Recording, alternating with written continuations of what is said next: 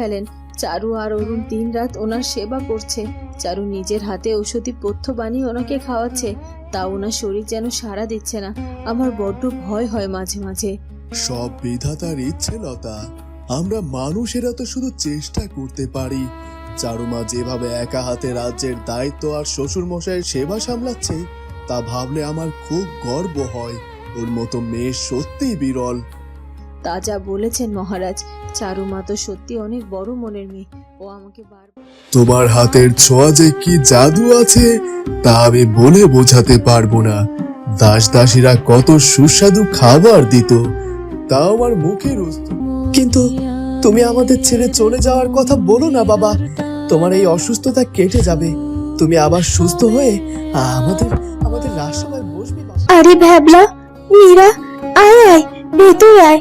তোদের জন্য আমার কক্ষের দরজা সবসময় খোলা রে। তোদের মুখ দুটো কেমন যেন শুকনো দেখাচ্ছে। মীরা, তোমার হাতের কাজ কি শেষ হলো? আমি যে একটা খুব জরুরি কথা ভাবছি, মনের মধ্যে কেমন যেন উতাল পাতাল চলছে কয়েকদিন ধরে। কি কথা গো?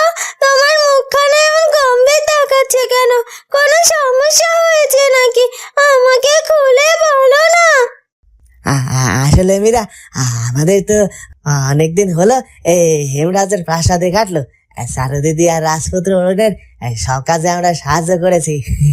কিন্তু কিন্তু আমার আমার মনের কোণে আমার আমার মায়ের কথা বারবার মনে পড়ছে গো। আমার মা তো মধুপুর রাজ্যের সুরেশপুর গ্রামে আমাদের আমাদের সেই পুরনো বাড়িতে পড়ে আছে গো। আমার আমার আমার চলে আসার পর ওনার দেখাশোনা করার তো কেউ নেই। মীরা লজ্জিত মুখে মাথা নিচু করে বলে, ও মা, তুমি একদম ঠিক কথা মনে করিয়েছো গো। আরে এই প্রাসাদের সব ঝামেলায় শাশুড়ি মায়ের কথা ভুলে গিয়েছিলাম। উনি বুড়ো মানুষ, একা একা সেই সুরেশপুর গ্রামের বাড়িতে কত কষ্টই না পাচ্ছেন। আমাদের তো ওনাদের খবর নেওয়া হয়নি। আমার নিজের বড্ড অপরাধ বোধ হচ্ছে।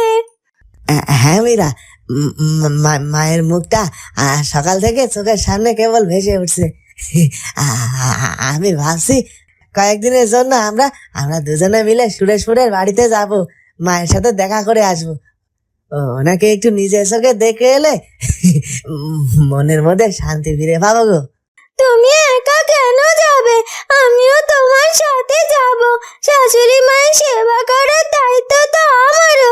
ওনাকে আমরা নিজের চোখে দেখে আসবো। ওনার জন্য কিছু কাপড় চোপড় আর খাবার দাবারও সাথে নিয়ে যাব। কিন্তু চারু দিদিকে বিপদের সময় আমাদের যেতে দেবেন? কেন দেবে না? দিদি দিদি তো সবার কথাই চিন্তা করে। আমি আর তুমি কাল সকালেই সারা দিদির কক্ষে যাবো। ওনার অনুমতি পেলে আমরা সুরেশপুর গ্রামের দিকে রওনা হবো খান। হ্যাঁ গো, চারু দিদি আশীর্বাদ নিয়ে আমরা রওনা দেব। শাশুড়ি মা আমাদের জন্য পথ চেয়ে বসে আছেন। আমাদেরকে দেখলে উনি ভীষণ খুশি হবে।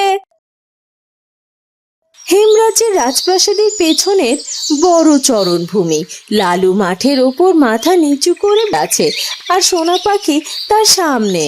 লাল্লু, তুই আজ এমন করে মন খারাপ করেছিস কেন রে? রাস্তা এক সময় তুই মাকে ছুটে বেড়াস, কচি কচি ঘাস খাস। আজ তোকে দেখে মনে হচ্ছে যেন কত বড় দুঃখ তোর মনে জমা হয়ে আছে। সোনা পাখি, তুই তো পাখি, আকাশে উড়ে বেড়াস, কিন্তু আমরা অবলা প্রাণী হলেও আমাদের মন অনেক আগেই বিপদ আর শোকের গন্ধ টের পায়। তুই কি খেয়াল করেছিস আর সকাল থেকে এই হেমরাজ্যের আকাশটা কেমন ছাই রঙের হয়ে উঠেছে? বাতাসটাও কেমন যেন ভারী আর ঠান্ডা লাগছে। হ্যাঁ রে লালু, আমারও বুকের ভেতরটা সকাল থেকে কেমন যেন কাঁপছে। আমি যখন রাজপ্রাসাদের ছাদের উপর দিয়ে উড়ে যাচ্ছিলাম, তখন দেখলাম রাজামশাইয়ের ঘরের জানালাগুলো সব খোলা। চারু আর রাজপুত্র অরুণের মুখগুলো বড্ড শুকনো দেখালো। রাজামশাইয়ের শরীরটা কি আরো খারাপ হয়েছে রে? আমার তো বড্ড ভয় হচ্ছে সোনা পাখি। রাজামশাইয়ের আয়ু মনে হয় আর বেশি দিন নেই। ওনার ওপর দিয়ে যে মস্ত বড় যমরাজের ছায়া ঘুরছে তা আমি স্পষ্ট অনুভব করতে পারছি। এই হেমরাজ্য খুব তাড়াতাড়ি এক বিশাল শোকের সাগরে ডুবে যাবে।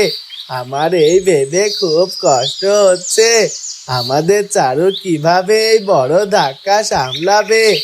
চারুর কপালে যে কত দুঃখ বিধাতা লিখে রেখেছেন তা ভাবলেও আমার চোখ দিয়ে জল আসে রে লালু। প্রথমে তার স্বামী রাজপুত্র অরুণের সাথে কত চক্রান্ত হলো, তারপর তার সন্তান আদিত্যকে হারিয়ে সে পাথর হয়ে গেল। আর এখন যদি রাজামশাই চলে যান তবে চারু তো একদম একা হয়ে যাবে। চারু একা হবে না সোনা পাখি, রাজপুত্র অরুণ তো ওনার পাশে ছায়ার মতো থাকবে। আর আমরাও তো আছি, আমরা আমাদের চারুকে কখনো একা হতে দেব না। তবে আমাদের এই প্রাসাদে যে আবার শাঁখের আওয়াজ বন্ধ হয়ে কান্নার রোল উঠবে তার রোখার ক্ষমতা তো আমাদের অবলা প্রাণীদের নেই। ঠিক বলেছিস লালু, বিধাতার বিধান তো আর আমরা বদলাতে পারবো না। তবে আমাদের চারুর যাতে কোনো ক্ষতি না হয় তার জন্য আমাদের প্রাসাদের সীমানায় কড়া নজর রাখতে হবে। চলো আমরা প্রাসাদের প্রধান ফটকের দিকে একবার চক্কর দিয়ে আসি। কোনো অশুভ শক্তি যেন এই থমথম সময়ে প্রাসাদে ঢুকতে না পারে। চল সোনা পাখি, তুই আগে আগে ওর, আমি তোর পিছু পিছু আসছি। আমাদের চোখ কান সবসময় খোলা রাখতে হবে।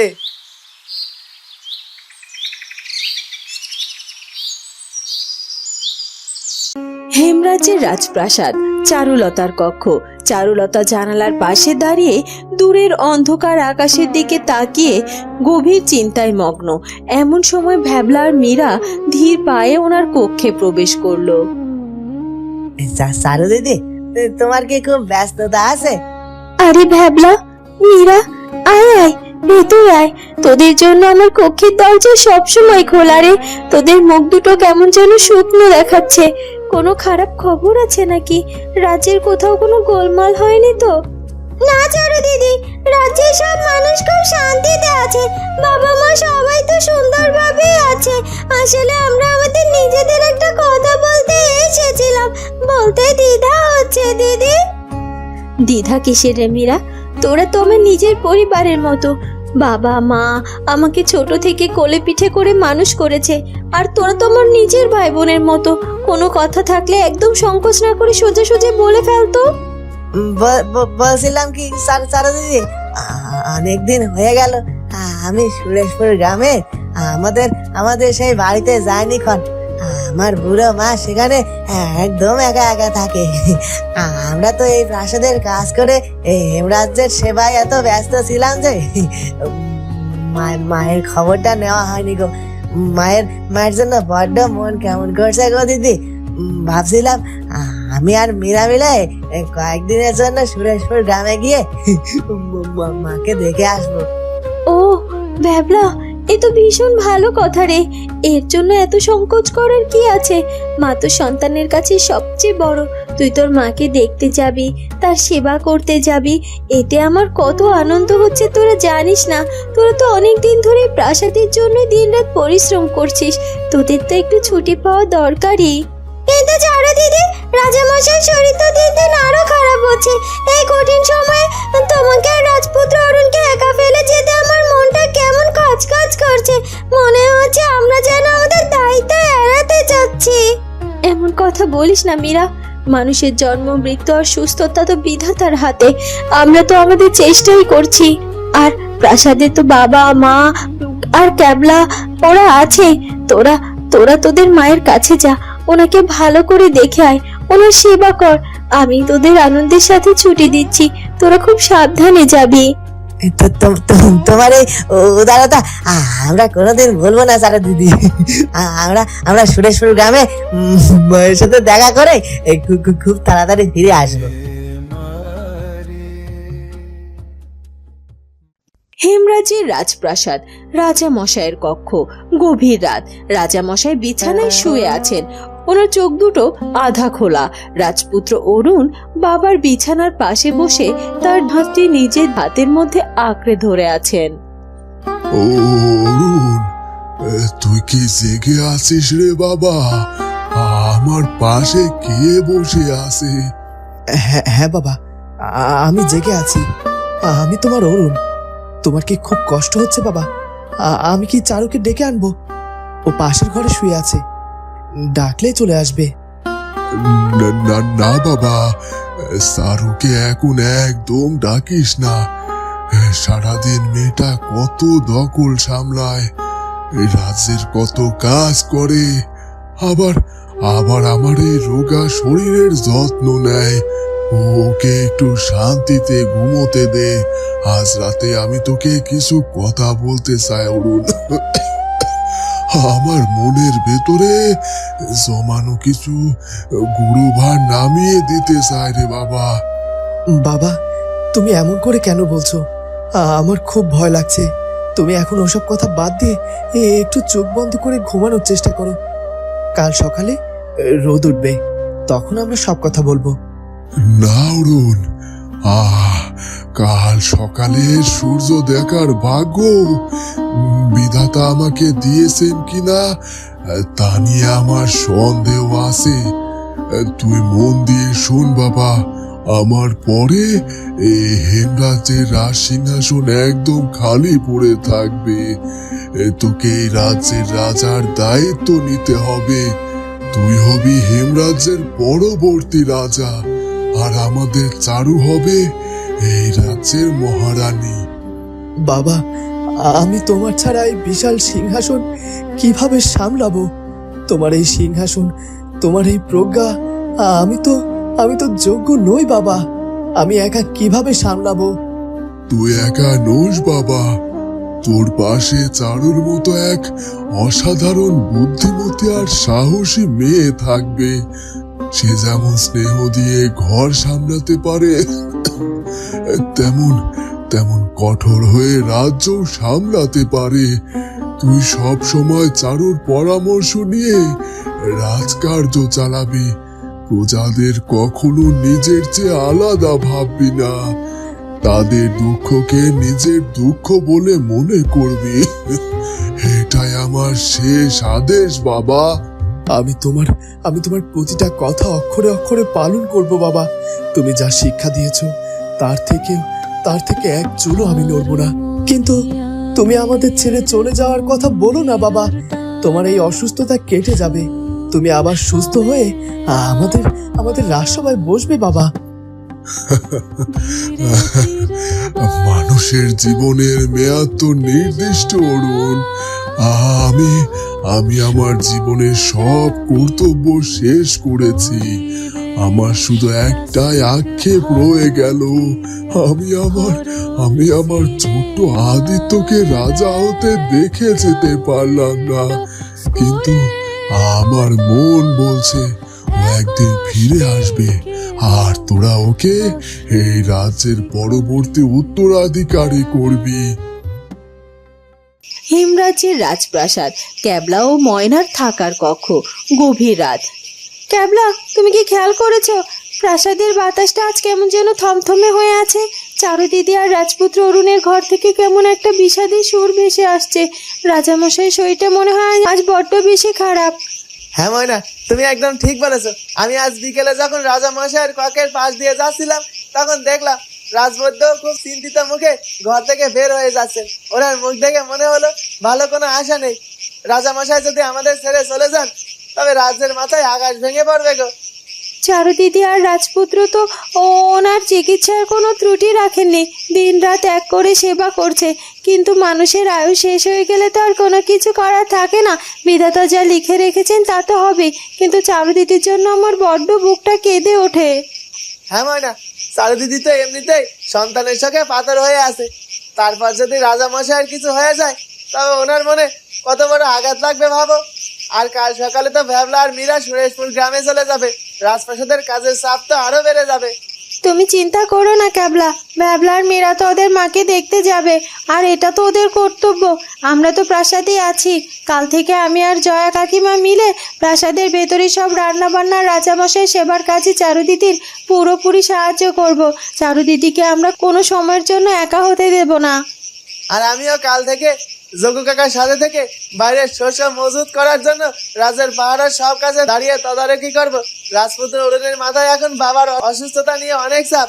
আমরা রাজের কাজগুলো নিজের কাছে তুলে নিয়ে ওনাদের কিছুটা হলেও স্বস্তি দেব। হ্যাঁ ক্যাবলা, আমাদের এখন চারুদিদির পাশে পাহাড়ের মতো দাঁড়িয়ে থাকতে হবে।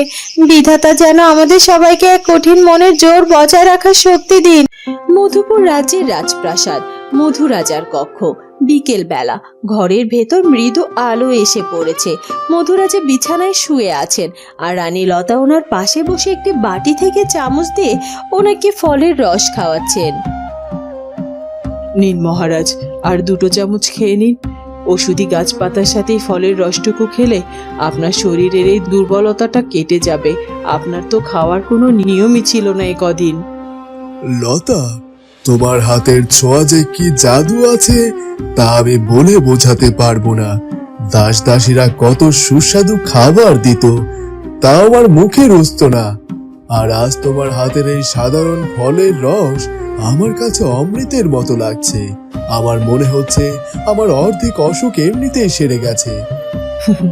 আপনি কি যে বলেন না মহারাজ, আমি তো আপনার সহধর্মিনী। আপনার সেবা করা, আপনার ভালো মন্দের খেয়াল রাখাই তো আমার প্রধান দায়িত্ব।